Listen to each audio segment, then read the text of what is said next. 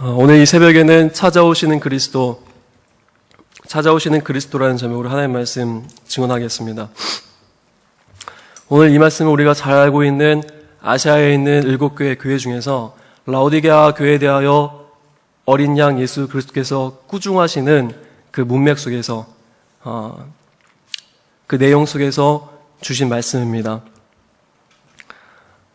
우주의 창조주요 생명의 구주 되시는 그 주님을 문정박대하고 있는 그 주님을 교회 밖으로 쫓아낸 이 땅의 교회를 향하여서 또 저와 여러분을 향하여서 오늘 온 우주와 만물의 통치자 되신 우리의 주님 되신 주님께서 우리의 구주 되신 주님께서 우리에게 이와 같이 말씀하십니다. 볼지어다 내가 문 밖에 서서 두드리노니 누구든지 내 음성을 듣고 문을 열면 내가 그에게로 들어가 그와 더불어 먹고 그는 나와 더불어 먹으리라. 하지만 이 꾸중을 하시지만 이 꾸중은 우리를 형벌하기 위함은 아닙니다. 왜냐하면 이제 21절 말씀에 이 꾸중에 대한 약속이 담겨져 있거든요. 그래서 이렇게 말씀합니다. 이기는 그에게는 내가 내 보좌와 함께 앉게 하여 주기를 내가 이기고 아버지 보좌에 함께 앉은 것과 같이 하리라. 그 약속이 주어진 꾸중이에요. 근데 예수님은 꾸중하세요. 오늘 우리는 여기에서 하나님의 그 인격적인 통치를 보게 됩니다. 그 인격적인 통치라는 것은 뭐냐면은 오늘 하나님께서 우주와 만물을 주관하시고 다스리시는 저 높은 곳에 계셔서 그냥 하나님의 전지전능하심으로써 세상 만물을 다스리시는 그런 통치가 아니라 그 통치도 있으시지만은 오늘 우리 가운데 임하시는 그 통치. 그러니까 그 인격적인 통치라는 것은 뭐냐면은 우리에게 찾아와 주시는 인격적 통치를 말합니다. 그 하나님의 다스리심이 저 멀리서 그의 전능 하나로 리모컨 두들기듯이 그렇게 멀리서 우리를 바라보고 방관하시는 그런 하나님이 아니라 내 가운데 들어오신 통치예요. 그것을 오늘 우리가 바라보게 되는 것이죠. 그래서 오늘 본문의 말씀처럼 그러한 인격적 통치이기 때문에 그러한 찾아와 주시는 통치이기 때문에 오늘 예수님께서는 충분히 그 문을 열 수 있음에도 불구하고 그 문 안에 폐쇄되어 있는 고립되어 있는 우리들이 그 문을 열기 전까지는 그 문을 강제적으로 강요하지 않으시고 강압적으로 그 문을 쳐 부숴 들어오지 않으시는 것이에요. 인격적이시기 때문에. 그리고 우리가 그 문을 열기까지 계속해서 기다려 주시는 것이에요. 그리고 들어가서 뭘 할 거냐 물어보면은 그가 내 음성을 듣고 문을 열면 지금처럼 우리 집 도둑들이 많아가지고 디지털 도어락으로 번호 버튼 눌러서 들어가는 그런 집이 아니라 그 문은 참 이상하게도 음성을 들어야 열 수 있는 문이래요. 음성을 들어야 반응할 수 있는 문이래요. 그래서 그 음성을 들은 자들만이 열 수 있는 그 문. 그래서 문을 열어주면 들어오시겠대요. 그래서 하신 일이 뭐냐면은 그와 더불어 먹고 그는 나와 더불어 먹겠다. 코이노니아 교제를 하시겠대요. 사귐을 이루시겠대요. 오늘 우리가 여기서 하나님의 그 인격적인 찾아오시는 통치를 바라보게 되는데 그래서 하나님께서 우리에게 요구하시는 것은 마지못해 억지로 굴복당하는 그런 강제적인 순종을 요구하시는 것이 아니라 오늘 하나님이 누구신지를 알았기 때문에 내게 음성 들려주시는 자, 내게 지금 이 요청을 걸어오신 자가 누군지를 알기 때문에 그 하나님 앞에서 기꺼이 항복하기를 자원하는 그 관계를 하나님은 지금 요구하시는 것이에요. 그 인격적인 관계. 그래서 오늘 우리들 한 사람 한 사람 하나님은 만물의 통치자이시지만 그 통치자가 물론 그 통치라는 의미가 보편성을 띄우고 있지만 오늘 이 대목에서만큼은 개별성으로 다가오는 겁니다. 한 사람 한 사람에게 지금 다가오시는 거예요. 여기에 우리가 지금 한 100명이 안 되는 50여 명 되는 성도들이 앉아있지만 여기서 우리가 동일한 찬양과 동일한 기도를 드린다 할지라도 오늘 하나님의 찾아와 주시는 그 인격적 통치는 각 사람마다 다릅니다. 왜냐하면 우리의 생김새가 다르듯이 우리가 처한 문제들이 다 다르기 때문에 그곳에 걸맞는 모습으로 임재해 주시는 거예요. 하나님은 그만큼 인격적이십니다. 기독교 신앙을 일컫는 대표적인 두 단어가 있습니다. 믿음과 사랑입니다. 이 믿음이라는 단어 안에는 그래서 상호 간의 인격적, 신뢰적 관계, 서로가 주고받는 이라는 의미의 그 인격적 관계를 전제로 깐 단어가 바로 믿음이라는 단어입니다. 다시 말해서 하나님께서 모든 존재의 주인, 우주와 이 만물의 통치자로서 우리를 그 높으신 당신의 권세로서 강요하듯 다스리는 그런 것을 의미하지 않고 강제로 우리의 무릎을 꿇어서 엎드리게 하는 것이 아니라 방금 전 우리가 찬양했죠. 어떤 분들은 일어나서, 어떤 분들은 두 손을 들어서, 어떤 분들은 무릎을 꿇어서 그렇게 찬양하지 않았습니까? 그 가운데 우리에게 믿음을 주세요. 그런 태도를 요청을 하십니다. 그래서 이 믿음이라는 것은 믿어야 할 사람이 그 가운데 결정권과 선택권이 있어요. 그것을 하나님은 허용하십니다.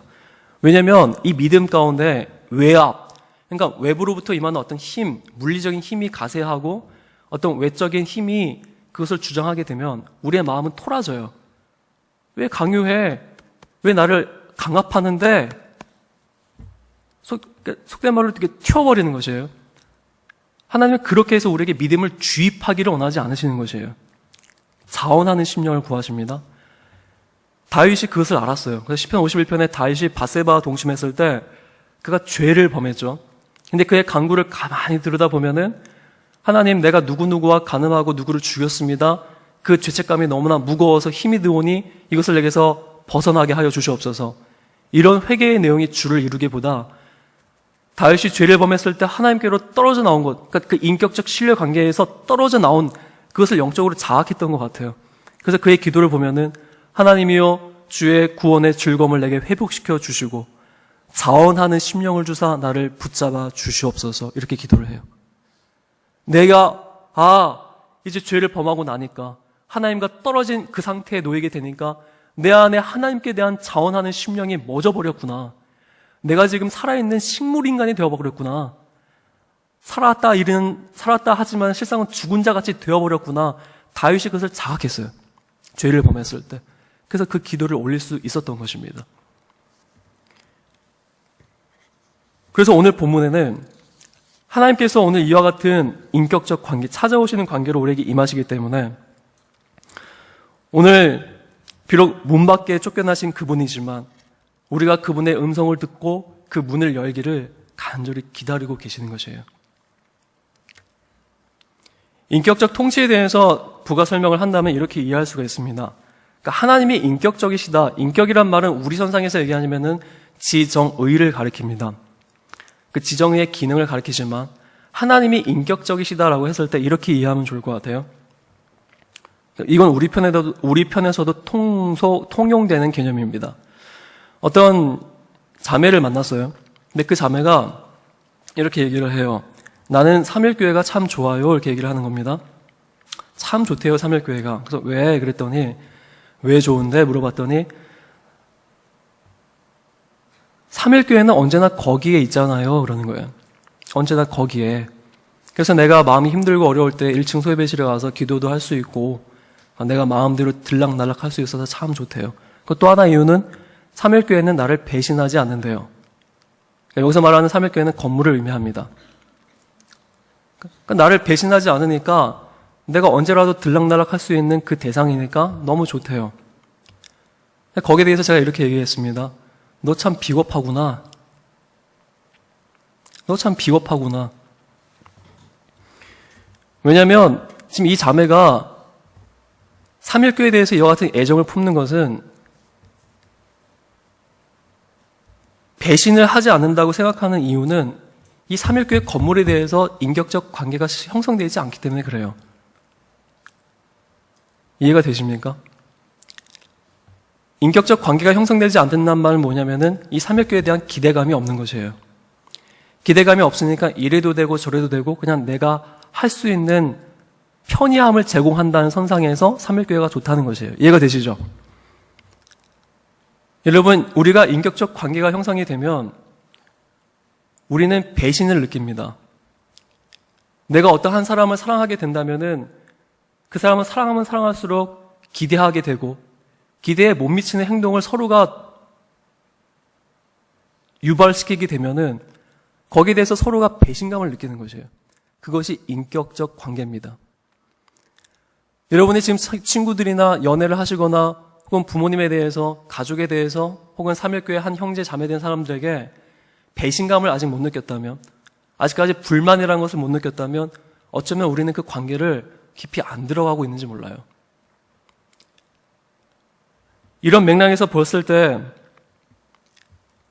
세상은 어떻습니까? 아까 제가 냉혹하다 얘기했죠. 이 한국 사회는 냉혹한 현실 세계입니다. 이 냉혹한 현실 세계가 우리에게 요구하는 것은 뭐냐면은 인과율입니다. 원인에 따른 결과를 도출하기에 급급해요. 그래서 사람들에게 이랬으면 이렇게 해야지 결과를 계속해서 끌어내는 거예요. 끌어내면 그에 합당한 보상을 주지만 문제는 그 결과를 끌어내지 못했을 때는 아주 잔인한 잣대를 들이대는 거예요. 그렇기 때문에 이 냉혹한 현실 세계 한국 사회는 거기에는 인격성이 결여되어 있습니다. 여러분 회사 생활하면서 혹은 직장이나 여러분들이 처한 곳에서 정말 인격적이다 느껴본 적이 언제 있으십니까? 기껏해야 내가 야근하고 그 야근에 따른 수당을 더 받을 때 그냥 심적으로 그래도 돈 더 받았으니까 그 정도의 안위감 외에 과연 이 세상에 대해서 기대하세요? 혹은 여러분들의 직장이나 가정이나 여러분이 살고 있는 현실 세계에 대해서 기대하십니까? 인격성을 줄 수 없어요, 이 세상에서는. 오늘 하나님의 인격적 통치라는 건, 찾아와 주시는 통치라는 건 뭘 얘기하냐면, 그래서 이러한 맥락에서 봤을 때 우리는 하나님께 불만을 표출할 수 있는 것이에요. 자유하는 관계니까, 서로가. 그 자유한 관계 속에서 인격적 관계로 서 있기 때문에 심지어는 불신할 수도 있습니다. 하나님을 의심할 수도 있어요. 괜히 오해는 하지 마십시오. 의심하라 이게 아니라, 근데 우리 안에 있는 이 인격성에 결여돼서 하나님은 전능자, 나는 믿는 자, 그래서 이런 불만도 표출하지 않고 하나님께 대하여서 마냥 그냥 믿기만 하자, 믿는 게 다 좋은 것이니까 믿으면 모든 게 다 그냥 술술 풀려라는 그런 맥락 속에서 전제하에 그것을 명분으로 오늘 내 안에 있는 하나님에 대한 불만, 하나님 이건 왜 이렇게 하는데요? 하나님 배신감을 느낍니다라는 내 안에 잠재된 것들을 그냥 묻혀있게 되면 그거야말로 비인격적이게 되는 것이에요. 하나님을 속이고 있는 것이죠. 하지만 하나님은 우리의 중심을 살피십니다. 나의 겉모양, 여기서 멀쩡하게 드리는 예배를 보기보다 오늘도 나의 중심이 무엇을 바라고 소망하는지에 대해서 그것을 살피셔요. 그리고 안타까워하세요. 나한테 불만을 표출해야 되는 너 아니니? 나한테 배신감을 느껴야 되는 거 아니니? 그렇게 반응해야 되고 몸소리 쳐야 되고 몸부림쳐야 되는 거 아니니? 근데 왜 너 멀쩡한 것처럼 찬양해? 왜 멀쩡한 것처럼 부르짖고 있어? 하나님 앞에서는 우리가 불만을 표출할 수 있는 거예요. 인격적 관계이기 때문에. 그것이 믿음입니다. 그 믿음의 대상에 대해서 할 수 있는 거죠. 그런데 기독교 신앙의 위대성이 어디 있냐면은 그렇게 자유롭게 불신할 수 있고 자유롭게 의심할 수 있고 자유롭게 불만을 표출할 수 있는데, 그런데 중요한 건 뭐냐면은 그 과정 속에서 종국에게는 하나님을 아는 그 자리로 나아간다는 데 있어요. 불만으로 끝나지 않고 좌절로 끝나지 않고 하나님 왜 이러는데요 도대체? 나한테 도대체 왜 이러시는 거죠? 하나님 앞에 따지듯 그렇게 아우성치며 소리 질렀던 내가 그것을 지나가고 나서는 하나님이 나의 하나님이시군요. 나의 주 나의 하나님이요. 내가 주님을 높입니다라는 그 자리에 종국에는 서게 되는 것이에요. 그게 기독교 신앙의 진수입니다. 그걸 알기 때문에 오늘 나는 불만할 수 있는 것이에요. 그걸 알기 때문에 오늘 나는 이 자리에서 하나님께 대해서 이해하지 못하는, 하나님을 왜 이해하지 못할까요? 당연합니다. 왜냐하면 하나님은 우리보다 크세요. 우리의 이해의 범주를 초월하시는 분이세요. 그 하나님께 대해서 우리가 어떻게 하나님을 안다라고 얘기합니까? 여러분 하나님 믿을만 하십니까? 믿기 힘든 분이 하나님이세요. 우리가 믿기 힘드니까 하나님이 찾아와 주셨잖아요. 믿음을 주시잖아요. 은혜의 선물로. 그러면 우리 입장에서 믿음은 은혜지, 그 은혜로서 다 함축해버리는 것이 아니라 오늘 하나님은 은혜를 주셔서 나를 끌어가시지만 그렇게 동요되지 않고 그렇게 움직이지 않고 그냥 한 자리에 서가지고 하나님을 바라보지 못하는, 하나님을 이해하지 못하는 나는 내 스스로를 바라봐야죠. 그게 자각입니다. 그래서 오늘 하나님께 대하여서 더 가까이 나아가는 자는 죄에 대해서 예민하게 되어 있어요. 죄를 더 자각하게 되어 있어요. 왜냐하면 이 죄에 대한 자각은 1차적으로는 나에 대한 자각이 아니라 하나님께 대한 자각이기 때문에 그렇습니다. 이 죄는 나에게 손상을 주지 않고 하나님께 손상을 줘요. 그러니까 내가 하나님께 더 가까이 가면 갈수록 이 죄가 방해가 되는 것을 알기 때문에 이 죄에 대해서 더 예민해지게 되는 것이에요. 죄를 없이 하는 것이 목적이 아니라. 그래서 예수님을 더 닮아가려고 하고 예수님께 더 나아가기를 원하는 자들은 이것에 대해서 더 예민하게 되는 것이에요. 반대로 오늘 우리가 죄에 대해서 반응이 없고 이 죄에 대해서 하나님과 떨어져 있는 이 친밀감이 없는 상태에 대해서 내가 무반응하고 있다면 그것은 뭘 의미하냐면 나와 지금의 하나님의 인격적 관계가 소실되고 있다는 것을 반증하는 것입니다. 그렇죠. 그것이 예배 생활로 나타나게 되고 그것이 우리의 기도의 생활에 나타나게 되는 것이에요. 너 기도 생활 왜 안 해? 열심히 해. 그렇게 해서 될 일이 아닌 것이에요. 이미 하나님의 인격적 친밀감이 소실되지고 난 이후의 반응이 그런 태도를 불러오는 것입니다. 성경의 많은 것들이 이것을 증언합니다. 많은 믿음의 선배들, 믿음의 사람들, 또 성경의 인물들이 그 불신의 과정을 통과했어요. 어떤 단계로 통과한 게 아니라 그들에게 그런 것이 있었어요. 아브라함, 야곱, 요셉, 우리가 잘 아는 욥의 그 대표적인 신뢰죠. 많은 불평들을 할 수 있는 입장임에도 불구하고 욥은 그것을 기만했어요. 내가 하나님께 범죄하지 않겠다고 마음속에는 꿍한 게 가득한데 그 정도의 고통이면 불만을 표출해도 누구보다도 더 표출해야 되는 사람인데 거기서 친구들과 뭘 했냐면 지혜를 논했단 말이에요. 네가 하나님을 아냐? 너 하나님을 아냐? 서로 공방을 했습니다. 그랬더니 하나님이 어떻게 하세요? 폭풍 가운데 임재하세요. 그러고서는 진짜 지혜를 보여주세요. 그래서 욥기서를 지혜서라고 얘기합니다.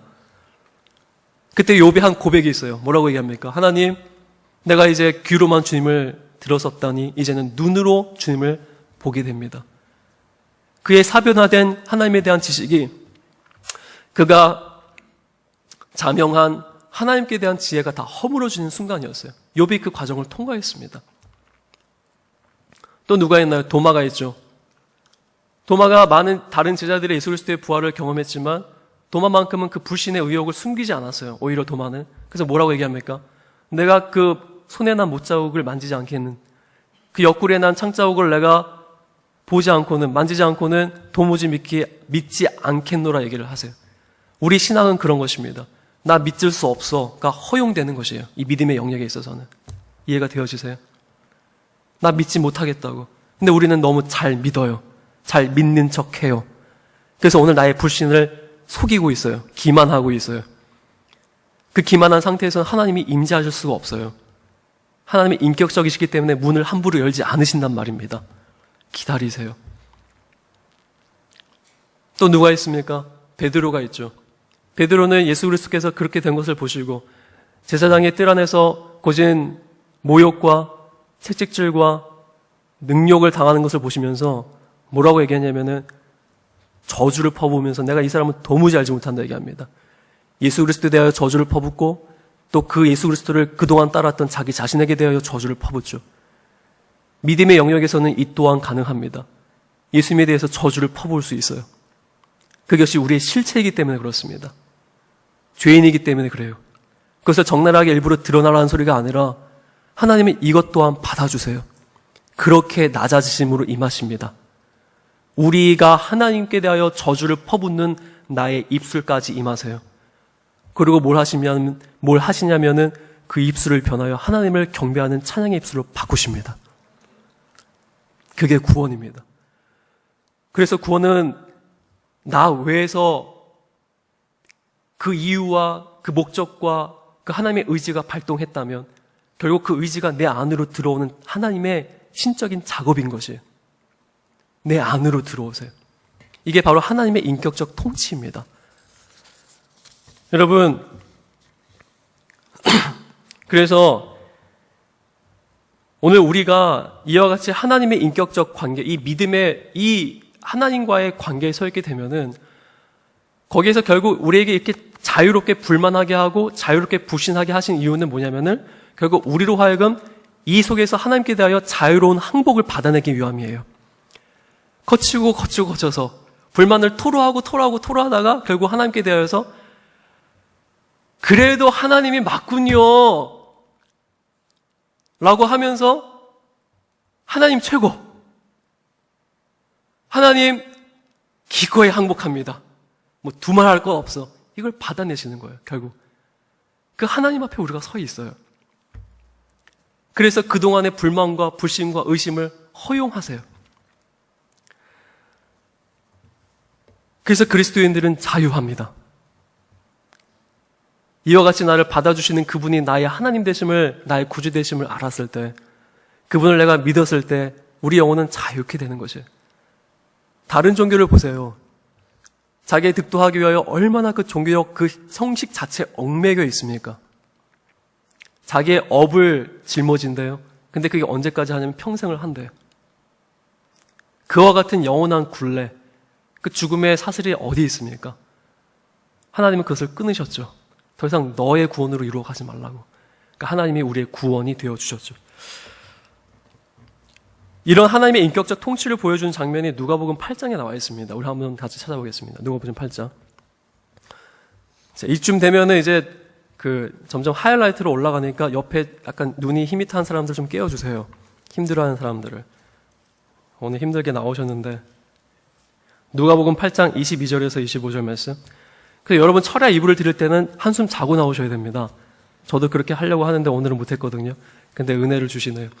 누가복음 8장 22절에서 25절 말씀. 우리 다 같이 큰 소리로 읽어보겠습니다. 시작.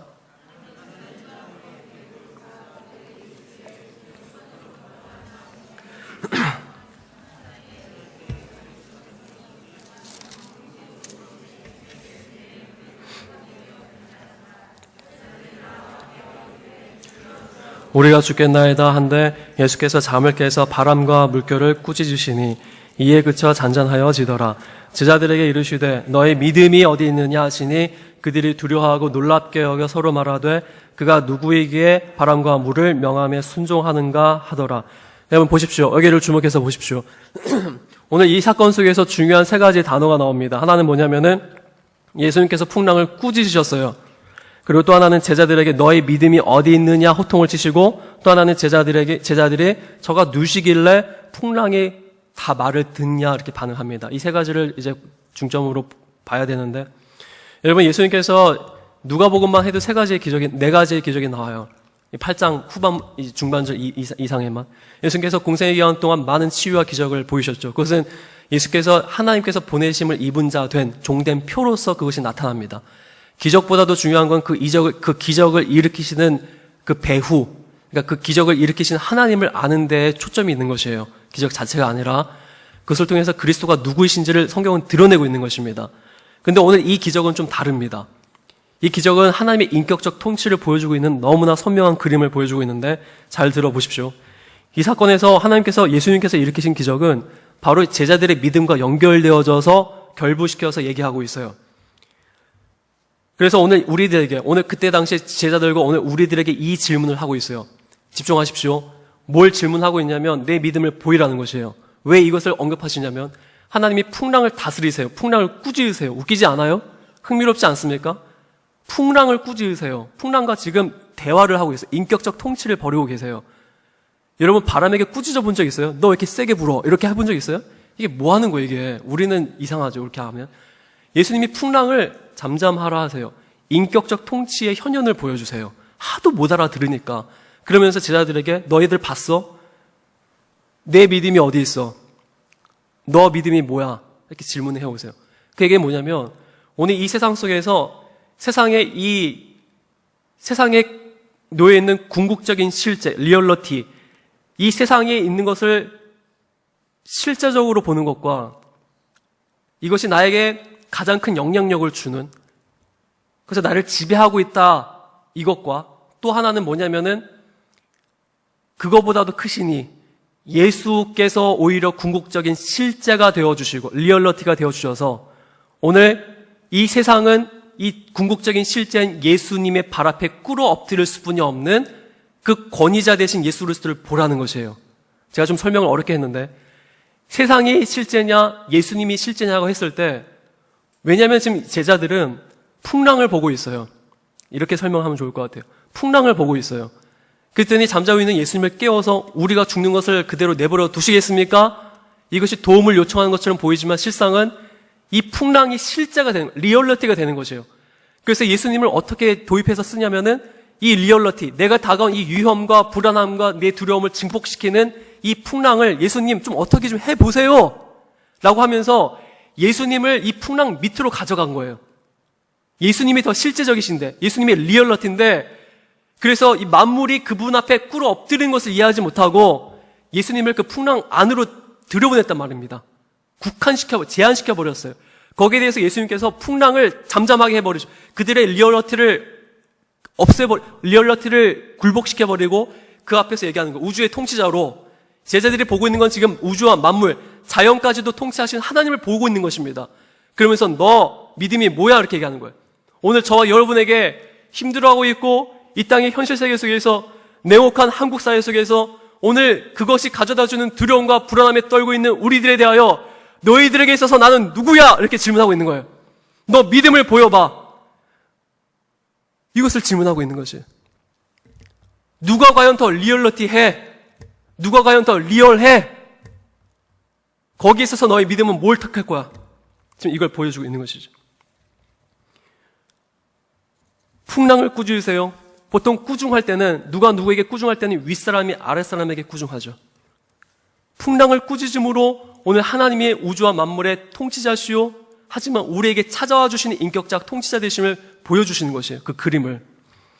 오늘 그것을 우리에게 풍랑을 잠잠케 하시는 그 하나님으로서 우리에게 나타나 보이신 겁니다. 그래서 이 풍랑과 같은 세상 속에서 단순히 하나님, 나 또 인생의 풍랑을 만났어요. 하나님 이것 좀 어떻게 좀 해주세요라며 하나님을 일시적인 수단으로서, 그래서 하나의 해결사로서 모셔드리는 우리의 믿음에 대하여, 우리의 연약함에 대하여서 하나님께서 지금 노크를 하시는 거예요. 문 밖에서 두들고 계시는 것이. 사랑하는 우리 성도 여러분들, 솔직히 고백하십시오. 오늘 이 땅을 살아가는, 이 강팍한 한국 사회를 살아가는 이 세상 속에서 오늘 저와 여러분에게 무엇이 더 실제적입니까? 무엇이 더 리얼리티하세요? 하나님을 갖다 쓰고 있죠? 알라딘의 요술래프와 같은 그 지미의 정도로만 생각하고 있죠? 늘 들어왔던 말임에도 불구하고.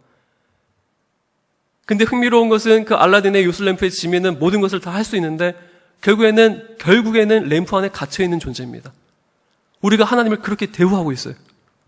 그게 아니라는 거죠. 하나님은 그렇게 경히 여김을 받지 않기를 원하세요. 하지만 그러한 우리들에게 찾아오셔서 그와 같은 우리들에게 인격적 항복을 요청하시는 거예요. 비록 내가 너한테 그런 취급을 당했지만 더 이상 그렇게 하지 마. 그것을 이 밤에도 우리에게 일깨워 주시는 것이에요.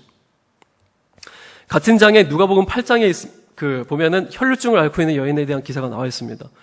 여기에서 하나님의 인격적 통치가 어디까지 파고들었나를 더 선명하게 볼 수 있는데 아까보다도 조금 더 집중해서 들어주십시오. 자, 고개를 들고 눈빛을 보시면서. 요즘 허경영이 이게 본명 얘기면 안 되나? 잘 안 나오더라고요. 내 눈을 바라봐. 보세요. 그러면 깨입니다. 예, 그런 비슷한 건 아니지만 일단 보십시오. 제가 설교 때 이런 말을 하는 정도면 아시죠? 예. 누가복음 8장 43절에서 48절까지를 큰 소리로 읽어보겠습니다. 시작.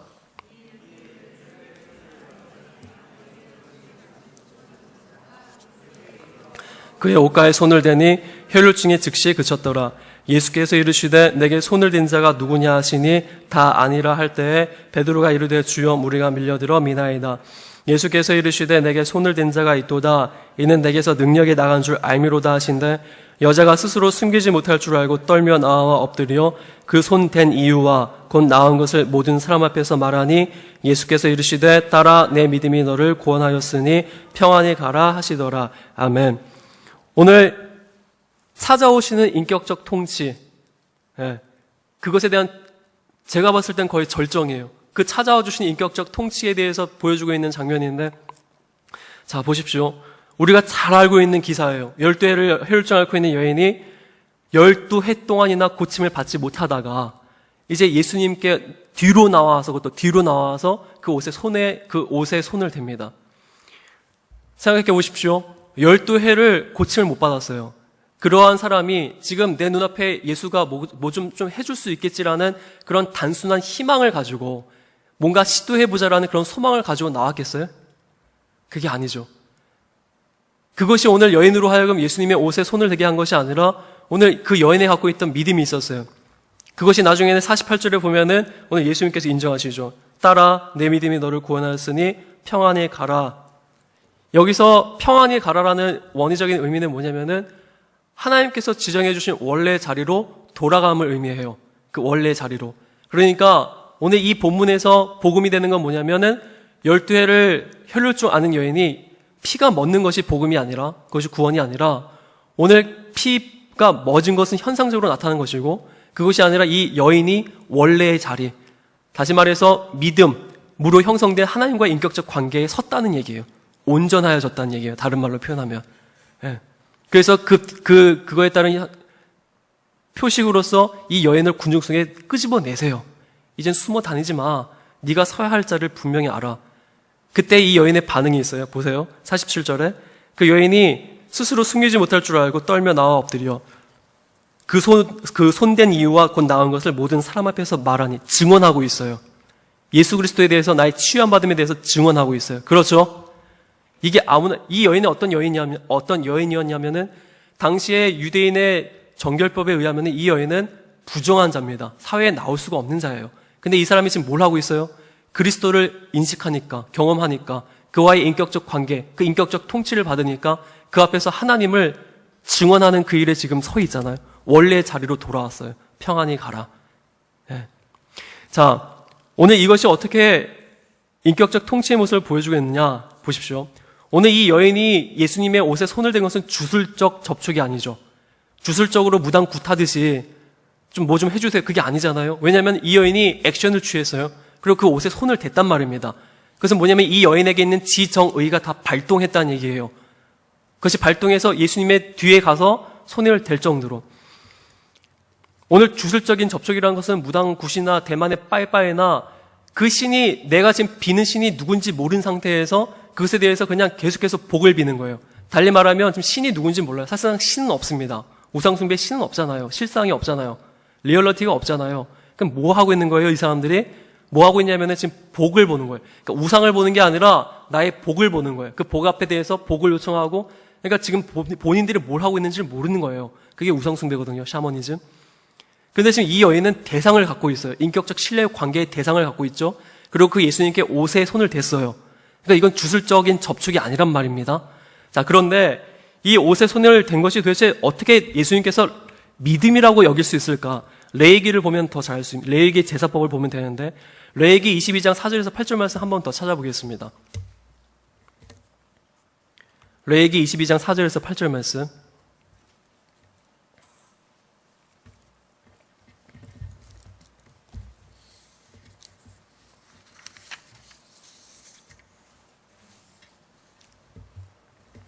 우리 다 같이 한 목소리를 읽겠습니다. 레위기 22장 4절에서 8절 시작. 아론의 자손 중 나병 환자나 유출병자는 그가 정결하기 전에는 그 성물을 먹지 말 것이요 시체의 부정에 접촉된 자나 설정한 자나 무릇 사람을 부정하게 하는 벌레에 접촉된 모든 사람과 무슨 부정이든지 사람을 더럽힐 만한 것에게 접촉된 자 곧 이런 것에 접촉된 자는 저녁까지 부정하니 그의 몸을 물로 씻지 아니하면 그 성물을 먹지 못할지며 해질 때에야 정하리니 그 후에야 그 성물을 먹을 것이니라. 이는 자기의 음식이 됨이니라.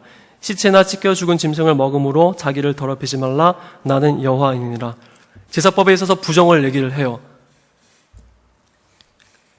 오늘 내가 아무리 깨끗하고 정결하고 멀쩡하다 할지라도 부정한 것에 손을 대면 어떻게 돼요? 나 또한 부정하게 돼요. 이해되셨죠?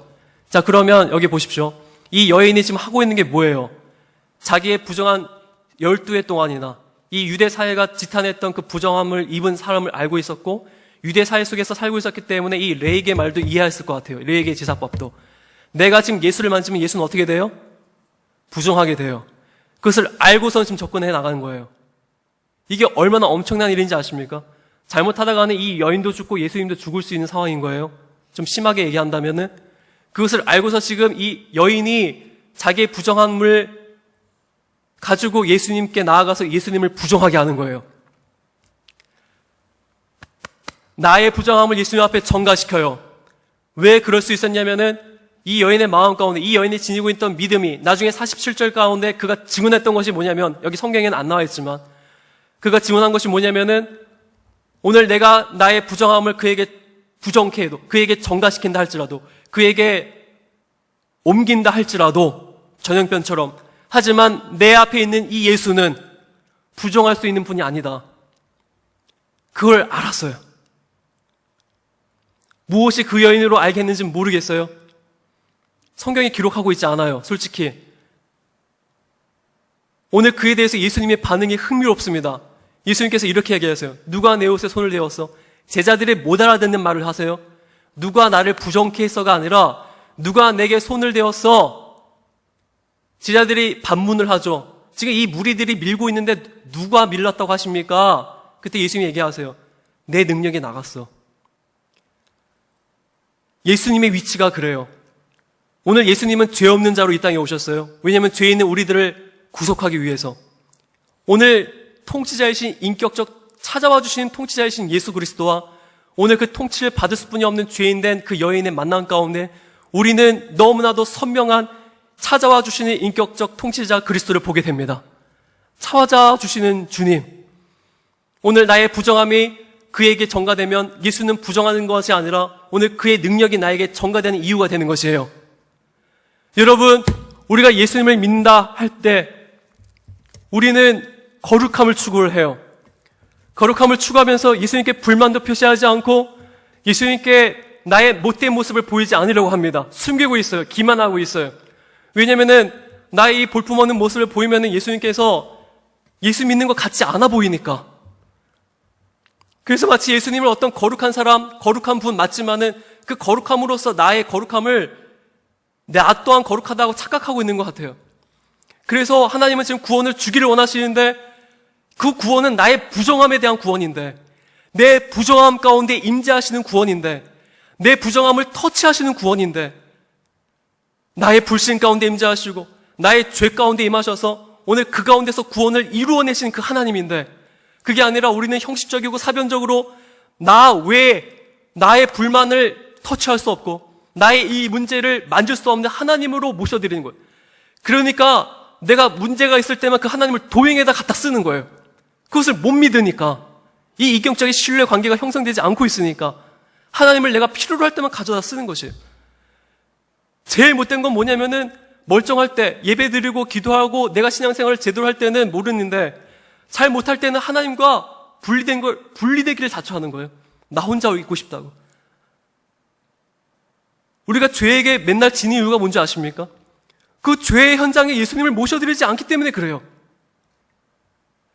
하나님은 무소부지하신 하나님 아닙니까? 그 인격적 통치는 나의 낮은 자리까지 오셔서 내 부정함에 임재하기를 원하시는데, 하나님, 내가 부정하니 나를 떠나소서, 베드로와 같은 고백을 하고 있는 거예요. 하지만 그런 베드로에게 대하여 예수님은 발을 씻기죠. 내가 오늘 너의 발을 씻기지 않으면 난 너하고 상관이 없어. 끝까지 섬김의 모습으로서 우리의 더럽혀진 발, 우리의 부정함을 만지시죠. 그리스도의 옷은 그래서 새하얀 옷이 아닙니다. 이사야서 62장에 분명히 증언하고 있어요. 그리스도의 옷은 붉은 옷입니다. 왜냐하면 거기에 예수 그리스도의 심판을 인한 선혈이 튀었기 때문에 그래요.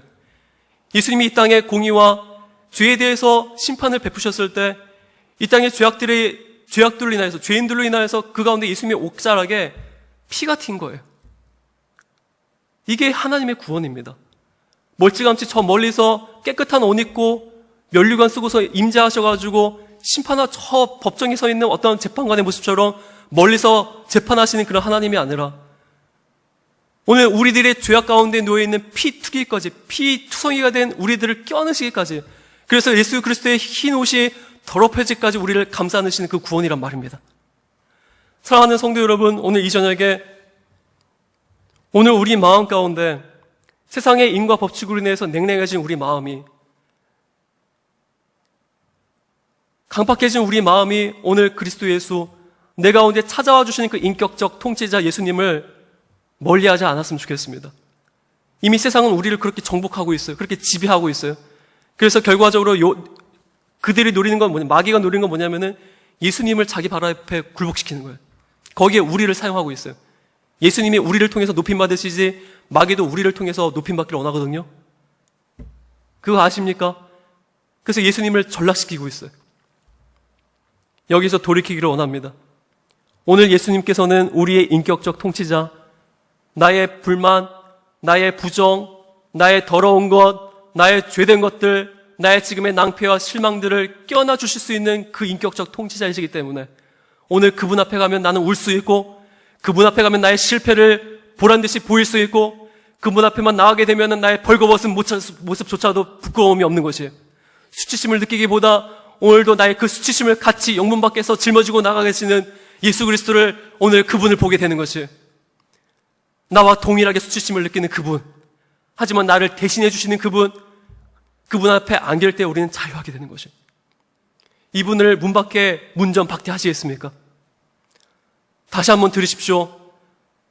볼지어다 내가 문 밖에 서서 두드리노니 누구든지 내 음성을 듣고 문을 열면 내가 그에게로 들어가 그로 더불어 먹고 그는 나와 더불어 먹으리라. 하나님의 인격적인 통치는 찾아와 주시는 통치입니다. 나의 음부에까지 내려오세요. 그리고 거기서 뭘 하시냐면은 그 나를 끄집어내세요. 그래서 구원은 죄와 사망에서 그로 인하여 예수로 말미암아 그에게 끄집어내어져서, 끄집어낼 뿐만 아니라 구원받은 우리가 또 죄를 범할 수 있을 것을 하나님은 아셨기 때문에 끄집어낸 우리를 예수님께 접붙이는 것, 접붙이고 끝까지 구원의 완성으로 끌고 가시는 것, 그게 구원이란 말입니다. 아멘. 오늘 그 하나님이 우리와 동행하십니다. 우리의 이 현실 세계 속에서 눈으로 보고 귀로 듣고 우리의 체감적으로 힘들다고 하는, 그래서 너무나 피곤에 찌들어 있고 한숨이 나오는 이 현실 세계, 한국 사회 속에서 너무나 힘들어하고 있는 우리 각 사람에게 하나님은 오히려 그것보다도 더 실제적으로 임재하기를 원하세요. 어디? 우리가 힘들어한다는 그 속에. 근데 오늘 우리 삼일교회 예배가 어떻게 보면은 나의 실제적인 예배, 나의 실제적인 그 예수 그리스도를 영접하지 못한 거로, 나의 부정함 가운데 임재하시는 그 주님을 바라보지 못한 거로, 오늘 나의 스트레스와 나의 피곤함과 나의 무능함과 내가 상처받음에 따른 그 안위함만을 구하는 무리들로 모여서 나의 그 상처를 지우기에 급급한, 그래서 하나님을 경배할 줄도 모르고 하나님을 예배할 줄도 모르고 하나님께 대해서 나아갈 줄도 모르는 그런 예배로 전락하고 있는 것을 보여지십니까? 깨어있는 무리들이 있지만 오늘 하나님은 그런 예배를 원하지 않으세요. 주를 경외하는 자들을 찾으십니다. 우리의 상처를 꿰매는 데 예수 그리스도의 이름을 도용하지 않기를 원합니다. 그게 아니라 예수 그리스도를 내 상처 가운데 모셔드리세요. 이미 기다리고 계십니다. 오늘 그러한 주님이 우리와 함께 하십니다. 그리고 영원토록 너희와 함께 하겠다고 약속해 주십니다. 오늘 찾아와 주시는 인격자, 통치자, 우리 예수 그리스도를 우리가 높여드립시다. 우리가 찬양하고 기도하겠습니다.